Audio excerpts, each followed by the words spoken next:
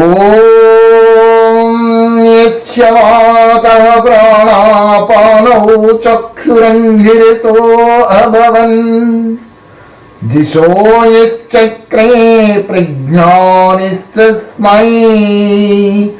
జ్యేష్ఠాయ బ్రహ్మణే నమః.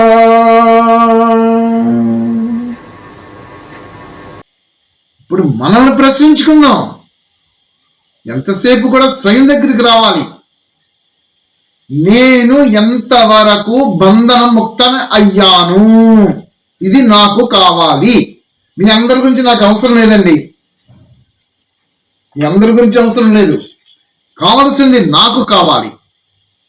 నేను ఎంతవరకు బంధన ముక్తనయ్యాను, ఈ బంధన ముక్త అవటంలో అసలు నేను ఎందులో ఏ ఏ విషయాలలో బంధింపబడి ఉన్నాను అని నన్ను నేను ప్రశ్నించుకుంటే, జన్మించిన తర్వాత ప్రతి జీవుడు కూడా ఎన్ని రకాల బంధనాలలో బంధింపబడతాడని ప్రశ్నించుకుంటే, గర్భంలోనికి ప్రవేశిస్తే చర్మపుతుడుగానే బంధనము, గర్భం నుంచి బయటకు వస్తే తల్లిదండ్రులు, అన్నదమ్ములు, అక్కచెడులు, దేహము, దేహ సంబంధికుల యొక్క బంధనము, జీవనయాత్రలో సాగిస్తే అందులోనూ రకరకాల విధానాలతో అనేక జన్మల నుంచి వచ్చిన సంస్కారాల యొక్క బంధనముతో, తల్లిదండ్రుల యొక్క బంధనముతో, వాళ్ళ యొక్క సంస్కారాల బంధనముతో జన్మించిన తర్వాత నా జీవనయాత్రలో స్వతహా సిద్ధంగా నేను ఏర్పరచుకునేటటువంటి కొన్ని సంస్కారాలతో, అంటే శుభ సంస్కారం కావచ్చు, అశుభ సంస్కారాలు కావచ్చు, ఆ బంధనాలతో, ఐశ్వర్యంతో వచ్చినటువంటి భోగభాగ్యాదులతో, ఈ ప్రకృతి విధానంతో బంధింపబడిపోయి ఉన్నాను. ఇది మొదటి బంధనము నాకు. మనందరికీ ఇవే ఉన్నాయి. దీని నుంచి ఎవరు తప్పించుకోగలరా? విశ్వేశ్వరరావు గారు, కష్టం సార్, తప్పించుకోవడం సాధ్యం కాదు ఎవరికి. ప్రసాద్ గారు మీరేం చెప్తారు సార్? తీవ్రమైన ప్రయత్నం చేస్తే తప్పనిసరిగా తప్పించుకోవచ్చండి. మన సాధన లోపం వల్లే తప్పించుకోలేము. అది అసాధ్యమైనది మాత్రం కాదు. బాగా వచించారు సార్. అసాధ్యమైతే కాదు, సుసాధ్యమే. ఎప్పుడు నాకు సుసాధ్యం అవుతుంది? ఇది ఎప్పుడు నాకు సుసాధ్యం అవుతుంది? తీవ్రమైన సాధన, చిత్తశుద్ధి సాధన చేస్తే. నాన్నగారు, అష్టాంగ యోగ సాధన చేయాలండి, ప్రాణకర్మ చేయాలి. అష్టాంగ యోగ సాధన యమ నియమాలను పాటించాలండి. అది బాగుందండి. అష్టాంగ యోగాంగ సాధన చేయాలి, సుసాధ్యం అవుతుంది. ఇప్పుడు మన దగ్గరికి వస్తే ప్రశ్నించుకుందాం. దగ్గర ఒక 3 years నుంచి కంటిన్యూషన్గా ఈ మార్గంలో, ఈ పాత్రలో, వైదిక విధానం పాత్రలో వస్తున్నాము. నేను ఇప్పుడు నా స్వయంలో అష్టాంగ యోగాంగ సాధనలో ఎంత పర్సంటేజ్ నేను ఇందులో ఉత్తీర్ణయ్యాను. ఒక కుర్రవాడిని స్కూల్లో జాయిన్ చేశాను. ఫస్ట్ ప్రైమరీ అయిపోయింది, సెకండరీకి వెళ్ళాడు, అదే అయిపోయింది. జూనియర్కి వెళ్ళాడు కాలేజ్కి, అదే అయిపోయింది. డిగ్రీ అదే అయిపోయింది. ఇప్పుడు నేను ఇంకా ప్రైమరీ స్టేజ్లో ఉన్నానా, లేకపోతే హై స్కూల్కి చేరుకున్నానా, జూనియర్ కాలేజీకి చేరుకున్నానా? ఏ స్టేజ్లో నా ఈ గుణగణములన్నీ కూడా బంధనముల నుంచి నేను ముక్తి పొందాను అని నన్ను నేను పరిశీలించుకోవాలి. ఇప్పుడు ఎవరు చెప్తారు అలాగా? నేను ఎంతవరకు, ఎంత శాతములో ఈ గుణాలన్నిటి నుంచి పరివర్తన అయ్యాను? ఇది కావాలి. ఇప్పుడు రామానుజు గారు, అంటే సాధన చేస్తున్నాం సార్, చేస్తున్నాము. సాధ్యపడే రీతిలో వరకు సాధన చేస్తున్నాం. ఇదే సమాధానం అందరి దగ్గర నుంచి వచ్చేస్తుంది. ఇదే సమాధానం. అమ్మా చెప్పు తల్లి. ఎల్కేజీ ప్రైమరీ స్టేజ్ లో అయితే లేం గురువు గారు, మరి హై స్కూల్ స్టేజ్ లోనో కాలేజ్ స్టేజ్ లోనో ఉన్నామేమో అనిపిస్తుంది. ఇంటర్మీడియట్. ఈ మంత్రంలో విశేషంగా మనకు కనబడేటట్టుంది, స్వయము ఉత్తీర్ణత చెందిన తర్వాతనే బాహ్య ప్రపంచమునికి వెళ్ళి అవిద్యాగ్రస్తులకు విద్యాదానము చెయ్యమని చెప్తుంది. స్వయంలో ఉత్తీర్ణత చెందడానికి నేను ఎంతవరకు ఇన్ని రకాల బంధనాల నుంచి బయటకు వచ్చాను అంటే ఇంకా నేను పురుషార్థం చేస్తూనే ఉన్నానండి అని చెప్పుకుంటూ వస్తున్నాం. ఈ పురుషార్థం ఎంత సమయం వరకు చేస్తాను? జీవన పర్యంతము చేయాల్సిందే పురుషార్థం. ఓకే, పక్కన పెట్టేద్దాం.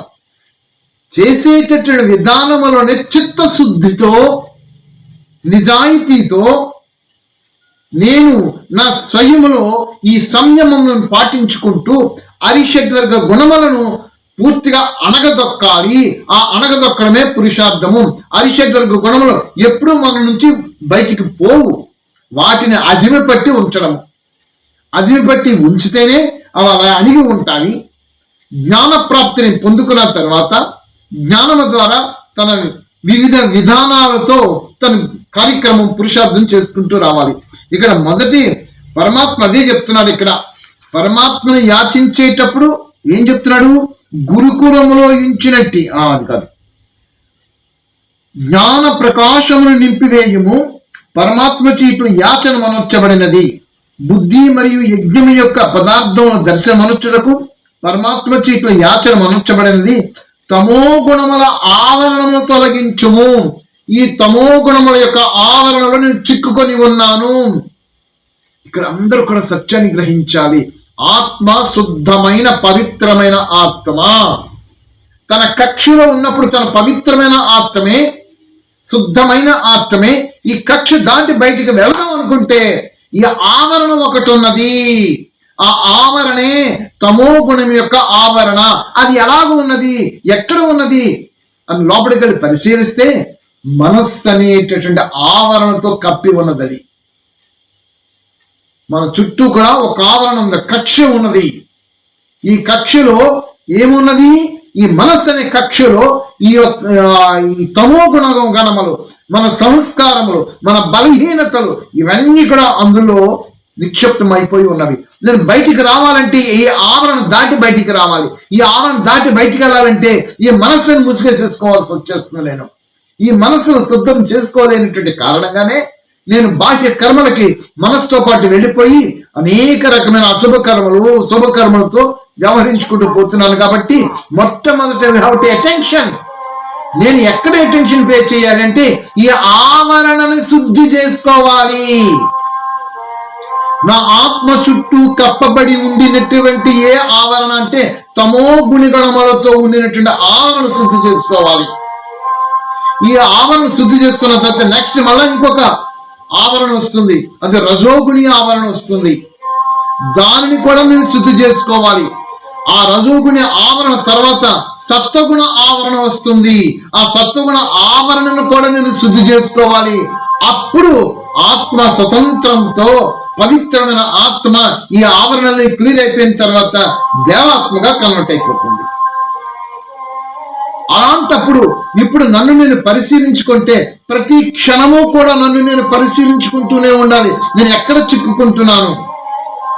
చిక్కుకుంటున్నాను, నా మనస్సు ఈ ఆవరణ ద్వారా నేను ఎక్కడెక్కడికి పరుగులు పెడుతున్నాను. బాహ్య ప్రకృతి వైపు పరుగులు పెడుతున్నానా, ఆకర్షణ వైపు పరుగులు పెడుతున్నానా, బంధు ప్రీతితో పరుగులు పెడుతున్నానా, వ్యక్తుల మధ్యలో పరుగులు పెడుతున్నానా, వ్యక్తుల యొక్క స్వభావ సంస్కారాలతో చిక్కుకుంటున్నానా, లేదా నా యొక్క స్వభావ సంస్కారాలతో చిక్కుకుంటున్నానా అని ప్రతి క్షణము చెక్ చేసుకొని తన అకౌంట్స్ ని ఎప్పటికప్పుడు క్లీర్ చేసేసుకుంటుండాలి. అలాగ క్లియర్ చేసుకోవడానికి నాకు జ్ఞాన ప్రాప్తి కావాలి. అందు గురించి ఇక్కడ చెప్పాడు, అంధకార తమో గుణగణాలతో ఉండినటువంటి నన్ను ఇక్కడ శిష్యుడు గురువు వచ్చినప్పటికీ వీటన్నింటినీ తొలగించే విధముగా క్లియర్ చేసేసుకోవాలని అడుగుతుంటూ పరమాత్మ దగ్గరికి వెళ్ళేటప్పటికీ అక్కడ పరమాత్మ ఈ యాచన చేస్తూ ఈ తమో గుణ ఆవరణ తొలగించమని చెప్తున్నాడు. దీనికి ఉదాహరణగా సూర్యుడు కిరణములు అంధకారం వచ్చింది. ఏ విధంగా అయితే రాత్రి అయినప్పుడు అంధకార బంధనం అయిపోయి మొత్తం భూమండలం చీకటైపోతుందో, జ్ఞానరహితమైపోతుందో, అలా జ్ఞానరహితమైనటువంటి అంధకారంలో చిక్కుకొని ఉన్నాను ఈ ఆవరణలతోటి. ఏ విధంగా అయితే సూర్య కిరణములు ప్రకాశితం అవుతుంటుంటే ఈ అంధకారము తొలగిపోతూ ఉంటుందో అదే విధంగా జ్ఞాన ప్రకాశమును గురువు దగ్గర నుంచి యాచిస్తున్నప్పుడు నాలో అజ్ఞానాంధకారం తొలగిపోయినప్పుడు అప్పుడు గురువు గారి దగ్గరికి పర్మిషన్ తోటి నేను అవిద్యాగ్రస్తులు నాలాంటి వారు అవిద్యతో చాలా మంది ఉన్నారు ఈ భూమండలం పైన. వారి యొక్క అందరి యొక్క అవిద్యను తొలగించేటువంటి విధముగా నన్ను అక్కడ పంపించండి అని ఎవడడుగుతున్నాడు? ఎవడైతే ఈ అంధకారాన్ని తొలగించుకున్నాడో వాడు అర్హుడవుతున్నాడు. వాడు ఇక్కడ గురిని ఈ విధంగా అడుగుతున్నాడు. ఇక రాజపక్షం దగ్గరికి వెళ్ళి చూసినట్లయితే రాజు యొక్క బాధ్యత ఇక్కడ కనబడుతూ వస్తుంటుంది. ఏమిటి?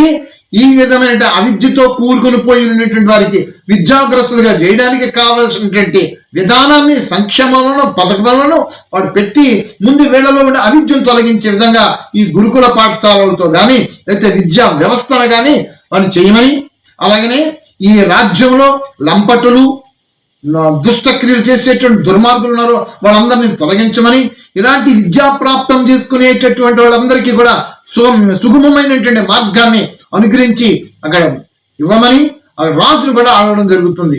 దీని అంతటికే కారణము ఒక్కటే, తనని తను పరిశీలించుకుంటూ కర్మల మీద అటెన్షన్ పే చేసుకుంటూ ఉంటే చక్కగా ఆ యొక్క మోక్ష ప్రాప్తికి అర్హతను పొందుకుంటాడండి. అది సార్. కాబట్టి నిరంతరము మనం అటెన్షన్ పే చేయాల్సింది మన స్వయం మీద అటెన్షన్ పే చేసుకుంటూ రావాలి. నా వాచ, సంకల్పము, దృష్టి, వినికిడి, కర్మలు ఇవన్నీ కూడా ఆ పరమేశ్వరుని యొక్క ప్రత్యక్షతకి తనను తను ప్రత్యక్షపరచుకోవడానికి శ్రేష్ఠ సత్కర్మలతో జీవనయాత్ర సాగించాలంటే ఒక్కటే ఆధారము, రెండోది ఏమీ లేదు. అదే అష్టాంగ యోగాంగ సాధన. మళ్ళీ అక్కడికే రావాల్సి వస్తుంది. ఎవరైతే పూర్ణముగా అష్టాంగ యోగాంగ సాధన చేస్తారో ఆ యోగ సాధనలోనే వాళ్ళకి తెలియకుండా అవన్నీ కూడా మెల్లమెల్లగా ఒక్కొక్క ఆవరణ ఒక్కొక్క దాటుకొని ముక్తి మార్గానికి చేరుకుంటారు. అది మంత్రం తాలూకా విశేషత అండి. రేపు ఇంకో మంత్రం చెప్పుకుందాం. ఓం శాంతి, ఓం అంతరిక్షగం శాంతి, ఓం పృథివీ శాంతి, ఓం ఆపః శాంతి, ఓం ఔషధయః శాంతి, ఓం వనస్పతయః శాంతి, ఓం విశ్వే దేవాః శాంతి, ఓం బ్రహ్మ శాంతి, ఓం సర్వగం శాంతి, ఓం శాంతిరేవ శాంతి, ఓం సామాత్